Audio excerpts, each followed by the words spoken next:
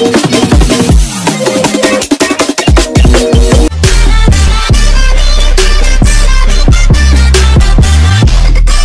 what's up mga kalapatids?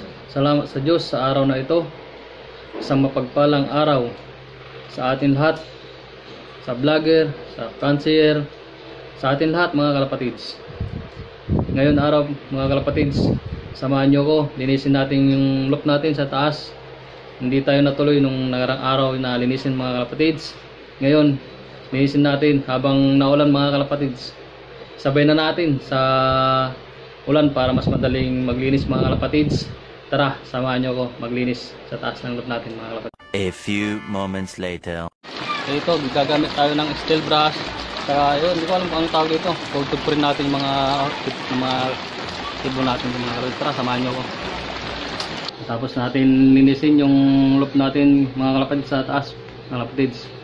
Dahil mabilis naman natin nalinis, gawa ng kunti lang naman yung mga ibon natin sa taas mga kalapatids, kaya hindi naman masyadong marumi.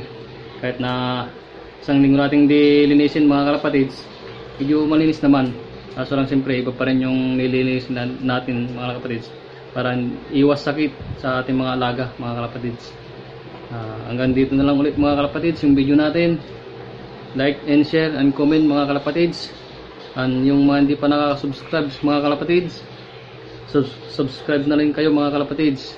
Click nyo rin yung bell button mga kalapatids para lagi kang updated sa susunod natin mga video mga kalapatids. Happy flyings mga kalapatids, and God bless you all.